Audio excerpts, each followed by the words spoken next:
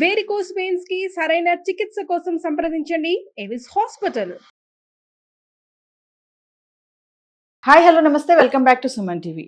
మనలో చాలా మందికి ఫీలింగ్స్ ఉంటాయి కదా, సంతోషం, విషాదం, ఓటమి, గెలుపు.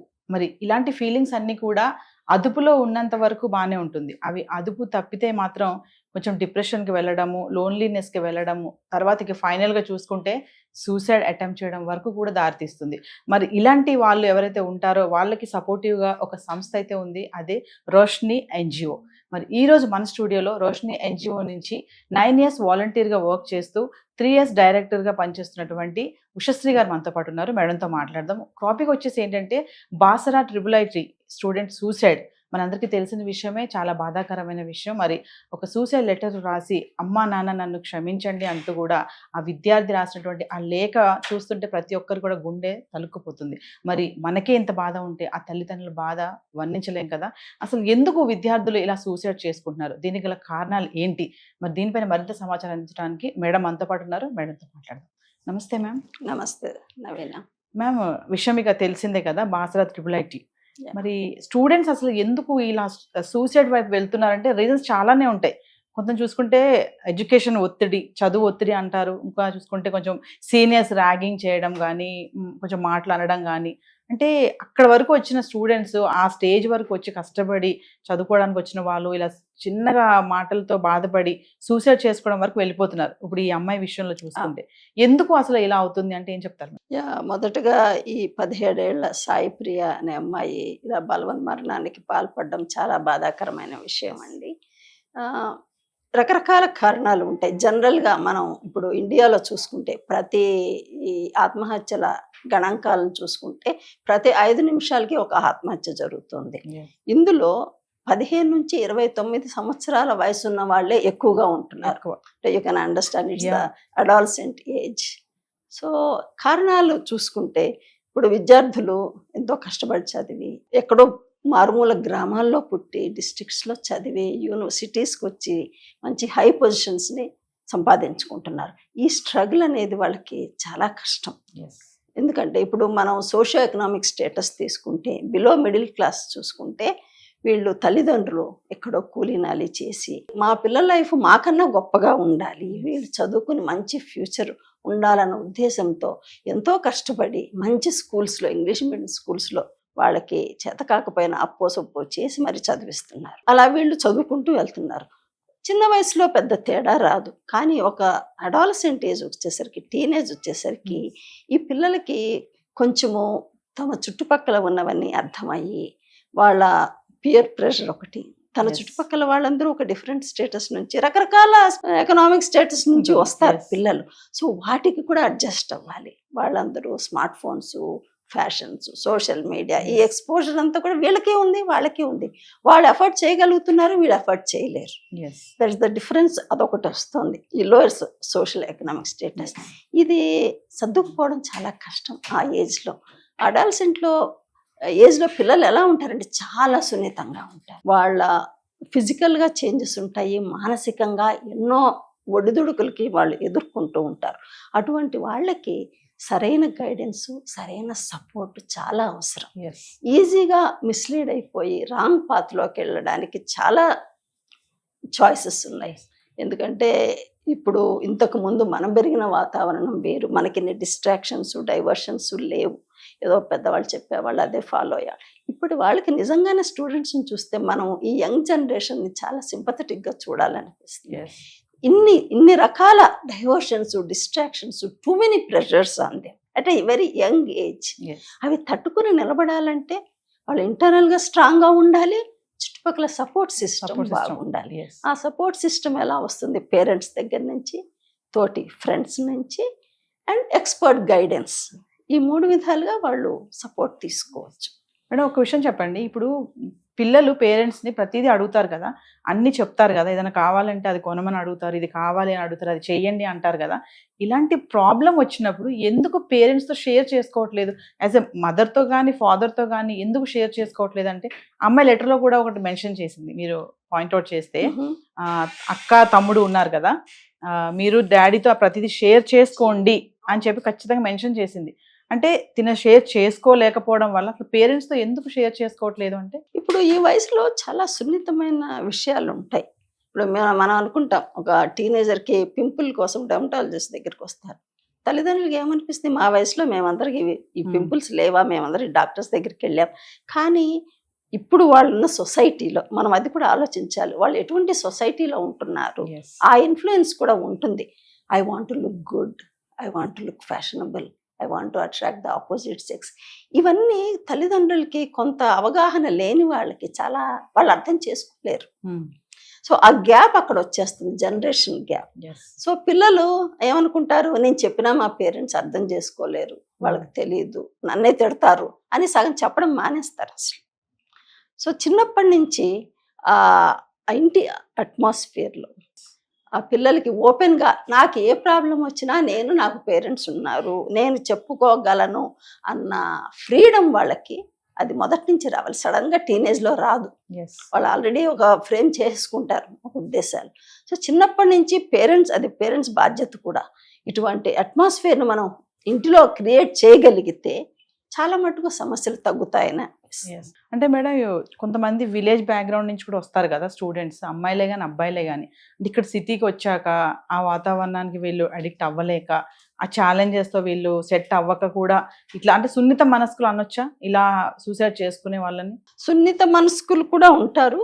అదే కొంతమంది చిన్నప్పటి నుంచి కొంచెము అన్నిటికీ ఎక్స్పోజ్ అయ్యి చేసిన వాళ్ళు కొంత హ్యాండిల్ చేసుకోగలరు. అది చిన్నప్పటి నుంచి ఆ కోపింగ్ స్కిల్స్ అనేవి పిల్లలకి నేర్పించాలి. మన తల్లిదండ్రులు ఏమనుకుంటాము, మనం కష్టపడుతున్నాం కదా, పిల్లలకి అన్నీ సుఖంగానే జరగాలి, ఎటువంటి ట్రబుల్స్ రాకూడదు, వాళ్ళు అనుభవించిన కష్టాలు కూడా పిల్లలతో షేర్ చేసుకోరు. కానీ ఒక విధంగా చూస్తే అది షేర్ చేసుకోవడం మంచిది. ఎందుకంటే వాళ్ళు కూడా వింటారు పిల్లలు, నా తల్లిదండ్రులు ఇన్ని కష్టాలు ఫేస్ చేసి but still they are surviving, they are facing the world, they are working, they are bringing up children. So నేను కూడా ఇలాగే ఉండాలి, ఏ సమస్యలు వచ్చినా కూడా నేను కూడా ధైర్యంగా ఎదుర్కొనే శక్తి నాలో ఉంది అనేది వాళ్ళు చిన్నప్పటి నుంచి వాళ్ళు అబ్జర్వ్ చేస్తారు. సో పేరెంట్స్గా మనం కూడా చెప్పాలి వాళ్ళకి, ఎన్ని కష్టాలు వచ్చినా that's not the end of life. Life అన్నాక కష్ట సుఖాలు ఒడిదుడుకులు అన్ని మామూలే అన్నది వాళ్ళకి పిల్లలకి మనం నేర్పించగలిగితే ఆ కోపింగ్ స్కిల్స్ చిన్నప్పటి నుంచే వస్తాయి. ఒక సమస్యని ఫేస్ చేసినప్పుడు దీన్ని నేను ఎలా హ్యాండిల్ చేసుకోవాలి అన్న ఆలోచన వస్తుంది. అంతేగాని భయంగా నా వల్ల కాదు, ఇది నాకే ఎందుకు వచ్చింది అన్న క్వశ్చన్లోకి వెళ్ళిపోతే వాళ్ళు పరిష్కార దిశగా ఆలోచించలేరు. సో ఈ కోపింగ్ స్కిల్స్ అనేవి చిన్నప్పటి నుంచి నేర్పించాలి. ప్లస్ మీరు అన్నట్లుగా రూరల్ బ్యాక్గ్రౌండ్ నుంచి వచ్చి అర్బన్ బ్యాక్గ్రౌండ్లోకి వచ్చిన వాళ్ళు చాలా ఛాలెంజెస్ ఫేస్ చేస్తారు. ఎస్పెషల్లీ ఫ్రెండ్స్ జనరల్గా గ్రూపిజం అనేది ఉంటుంది. వాళ్ళు తొందరగా బయట వాళ్ళని యాక్సెప్ట్ చేయరు. They should be according to their criteria, then only they will accept. So అది ఆ ప్రభావం చాలా వీళ్ళ మానసిక ఆందోళన కలుగజేస్తుంది పిల్లలకి. అటు ఒకవైపు అకాడమిక్ ప్రెషర్, లాంగ్వేజ్ ఇష్యూస్, వాళ్ళు రీజనల్ లాంగ్వేజెస్లో చదువుంటారు, ఇక్కడికి వస్తే ఇంగ్లీష్ లాంగ్వేజ్, సో అది కూడా అన్కంఫర్టబుల్ వాళ్ళకి. So academic pressure, peer pressure, and ఇంకోటి అంటే నా పేరెంట్స్ నన్ను ఎంతో కష్టపడి చదివించారే, నేను ఇక్కడ వాళ్ళ ఎక్స్పెక్టేషన్స్కి మీట్ అవుతున్నానా లేదా, ఆ ప్రెషర్ కూడా చాలా ఉంటుంది పిల్లలకి. నేను వాళ్ళని డిసప్పాయింట్ చేస్తున్నానా, I'm I doing the right thing, వాళ్ళకి తగ్గట్టుగా నేను ఉంటున్నానా, నేను చదవగలనా, ఈ సొసైటీలో నేను సర్వైవ్ అవ్వగలనా, ఇలా రకరకాల ప్రెషర్స్ ఉంటాయండి. అంటే ఇప్పుడు ఒక విషయం madam, either good or bad, పిల్లలు కానీ పేరెంట్స్ కానీ, ఇప్పుడు అమ్మాయి లెటర్లో రాసింది కదా, నా మొబైల్ చూడకండి, చూస్తే కనుక మీరు నన్ను చంపాలంత కోపం వస్తుంది మీకు చూస్తే గనక అంది. అంటే ఒక మాట మేడం, ఇప్పుడు నిజంగా చంపాలంత కోపం వచ్చే ఇష్యూ అందులో ఉన్నా కూడా పేరెంట్స్ దాన్ని యాక్సెప్ట్ చేయలేరా? తన కూతురే కదా. అంటే ఆ అండర్స్టాండింగ్, ఆ కోఆర్డినేషన్ అనేది పిల్లలకి పేరెంట్స్కి బాండింగ్ ఎలా ఉంటుంది అసలు? సరే జరిగిపోయింది, మనం తిరిగి తీసుకురాలేము. అంటే అలా ఉన్నటువంటి పేరెంట్స్కే కానీ, అలా ఉన్నటువంటి స్టూడెంట్స్కే కానీ రేపు పొద్దున అలాంటి ఫ్యూచర్ అయిన సమస్య ఎదురవుతే నా తల్లిదండ్రులతో నేను షేర్ చేసుకోవాలి, అది ఎలాంటిదైనా సరే, అంటే ఇంకా సిగ్గు విడిచేదైనా సరే నేను చెప్పుకోవాలి, అది వాళ్ళు యాక్సెప్ట్ చేయగలుగుతారు అనే కాన్ఫిడెన్స్ స్టూడెంట్కి ఎప్పుడు వస్తుంది, అదే పిల్లవాడికి ఎప్పుడు వస్తుంది, పిల్లవాడికి కానీ అమ్మాయికి కానీ, ఇటు పేరెంట్స్ కూడా దాన్ని యాక్సెప్ట్ చేయగల మనసు వాళ్ళకి ఎప్పుడు వస్తుంది? సో ఇద్దరిలోనూ మార్పు ఉండాలండి. సో పిల్లలకి ఆ కాన్ఫిడెన్స్ ఎప్పుడు వస్తుంది అంటే అది చిన్నప్పటి నుంచి వాళ్ళ పేరెంట్స్ వాళ్ళు ఇచ్చే freedom, at the same time నీకు ఏదొచ్చినా మేమున్నాము అన్న భరోసా ఇచ్చేది ఉండాలి. పేరెంట్సే కాకుండా రిలేటివ్స్ ఎవరైనా కావచ్చు, Yes. వాళ్ళకి కొంతమంది మీద నమ్మకం అనేది ఉండాలి. ఉంటుంది. నేను వీళ్ళతో ఏదైనా చెప్పుకోవచ్చు, Yes. ఏదైనా చెయ్యొచ్చు, నాకు వీళ్ళు జడ్జి చేయరు, నాకు హెల్ప్ దొరుకుతుంది అన్న నమ్మకం ఎవరి దగ్గర నుంచైనా వాళ్ళకి పేరెంట్స్ వల్లనే రావాలని కాదు. పేరెంట్స్ అయితే ideal situation, Yes. But if not them ఎవరైనా కావచ్చు. అలా ఆ ఫ్రీడము వాళ్ళకి సోర్సెస్ ఉన్నాయనుకోండి, నేను పలానా వాళ్ళ దగ్గరికి వెళ్ళి మాట్లాడగలను, తప్పకుండా వాళ్ళు షేర్ చేసుకుంటారు. వాళ్ళు దాని నుంచి బయటకు రావడానికి ఈజీగా ఉంటుంది. Yes. అలా లేనప్పుడు నా తల్లిదండ్రులే చెప్పాలి, నా ఫ్రెండ్స్తోనే చెప్పాలి, లేదా నా సిబ్లింగ్స్తోనే చెప్పాలనుకున్నప్పుడు వీళ్ళు చేసిన పనిని బట్టి కొంత హెజిటేషన్ వస్తుంది. వాళ్ళ దృష్టి అంటే ఒక హై ఎక్స్పెక్టేషన్, ఒక ఇంప్రెషన్ అనేది ఉంటుంది ఒక అమ్మాయికి కానీ అబ్బాయికి కానీ. ఆ ఇంప్రెషన్ లోగా అయిపోతుంది. వాళ్ళు ఏమనుకుంటారు నా గురించి, వాళ్ళు ఇంకెవరితో అన్న చెప్తారేమో, నలుగురు ఏమనుకుంటారు అన్నది చాలా బాధగా ఉంటుంది వాళ్ళకి. చాలా ఒత్తిడి, మానసిక ఒత్తిడి. ఇది చిన్నది కొంచెం కాదు, ఇది చాలా మానసిక ఒత్తిడికి లోనవుతారు. రకరకాల ఆలోచనలు, ఏం చేయాలి, ఒంటరితనం, ఎవరితోనూ చెప్పుకోలేరు, అలాగని లోపల పెట్టుకుని నార్మల్గాను ఉండను లేరు. సో ఇటువంటి స్థితిలోనే ఆత్మహత్య ఆలోచనలు మొదలవుతాయి. నిస్సహాయ స్థితి ఇది. అంటే ఇమీడియట్లీ అలాంటి ఆలోచన మనకు వస్తుంది అన్నప్పుడు మనకి ఇమీడియట్లీ మనం ఏం చేయాలంటారు? వస్తుంది, నాకు సూసైడ్ చేసుకోవాలని ఆలోచన వస్తుంది, నేను ఇప్పుడు ఏదో ఒకటి చేసేసుకోవాలి అని ఉన్నప్పుడు ఇమీడియట్లీ మనం ఏం చేయొచ్చు దాని నుంచి డైవర్ట్ అవ్వాలి అంటే? కొన్ని రకాలుగా ఉంటాయండి. ఆత్మహత్య ఆలోచనలు మొదలవుతున్నాయి అని మనకి పిల్లలకి తెలిసినప్పుడు వెంటనే వాళ్ళు సహాయం తీసుకోవాలి. అది ఇగ్నోర్ చేయకూడదు. ఏదోలే ఈరోజు ఇట్లుంది, రేపు బాగానే ఉంటాలే అని అనుకోకూడదు. వెంటనే వాళ్ళు బయట హెల్ప్, ఇప్పుడు ఇంట్లో నీకు హెల్ప్ లేదనుకోండి, తల్లిదండ్రులతో చెప్పుకోలేవు, ఫ్రెండ్స్తోనూ చెప్పుకోలేవు, బయట బోల్డని ఎన్జిఓలు ఉన్నాయి, హెల్ప్ లైన్స్ ఉన్నాయి. అండ్ స్టూడెంట్స్కి సోషల్ మీడియా అంతా చాలా బాగా తెలుసు. సూసైడ్ ప్రివెన్షన్ హెల్ప్ లైన్స్ అంటే బోల్డని వస్తాయి. ఎవరితో, ఇది ఈజ్ అన్ అనానిమస్ కాల్. నీ డీటెయిల్స్ అడగరు, నీ పేరు అడగరు, నీ వయసు అడగరు. You can just talk to them. Psychologist or available. Counselling తీసుకోవచ్చు, ఎన్నో ఆప్షన్స్ ఉన్నాయి. సో వాళ్ళకి అది ఆ ఆప్షన్స్ని కన్సిడర్ చేస్తే డెఫినెట్గా వాళ్ళకి పరిష్కారం దొరుకుతుంది. పరిష్కారం లేని సమస్య అంటూ ఉండదు. మేడం, ఫైనల్గా పేరెంట్స్కే కానీ ఇటు పిల్లలకే కానీ, ముఖ్యంగా పేరెంట్స్కే చెప్పాలనుకుంటున్నాను నేనైతే. ఫైనల్గా పేరెంట్స్కి ఈ ఇన్సిడెంట్ నుంచి, అంటే ఇక్కడతో ఆగిపోతుందని మనం అనలేము, ఇలాంటి జరుగుతూనే ఉన్నాయి. మరి ఏం నేర్చుకుంటున్నారు పేరెంట్సే కానీ పిల్లలే కానీ? ఓవరాల్గా మీరు ఏం చెప్తారు అలాంటి పేరెంట్స్కి? పిల్లలతో షేరింగ్ అనేది ఎలా ఉండాలి, ఆ బాండింగ్ అనేది ఎలా ఉండాలి అంటే ఫైనల్గా ఏం చెప్తారు? పేరెంట్స్ని నేను చెప్పాలనుకున్నది ఏంటంటే, పిల్లలతో మంచి అనుబంధ బాంధవ్యం ఉండాలండి. ఏదో కన్నామో చేసామనే కాకుండా ఇదొక బాధ్యత. అదొక పేరెంటింగ్ అనేది ఒక art. It's not that difficult, but only మనం ఇంట్రెస్ట్ తీసుకుని నా పిల్లలు నాకు చాలా ముఖ్యము, నేను వీళ్ళని ఎలా పైకి తీసుకురావాలి, వీళ్ళకి ఏదైనా ప్రాబ్లమ్స్ వస్తే నేను ఎలా సపోర్టివ్గా ఉంటాను. అండ్ పేరెంట్స్ దృక్పథం కూడా కొంత మారాలి. వాళ్ళు పెరిగిన వాతావరణము, బతికిన వాతావరణము డిఫరెంట్. మొత్తం సొసైటీ, సమాజం అనండి, అన్నీ మారాయి. కుటుంబ వ్యవస్థే మారిపోయింది, న్యూక్లియర్ ఫ్యామిలీస్ వచ్చాయి. సో పిల్లలకి అవుట్లెట్స్ ఏమున్నాయి, మనమే అవుట్లెట్గా ఉంటే అది సేఫ్ కదా. నా దగ్గరే తను ప్రాబ్లమ్ షేర్ చేసుకున్నంత ఇది ఇంకో కంఫర్ట్ ఇంకోటి ఉండదు.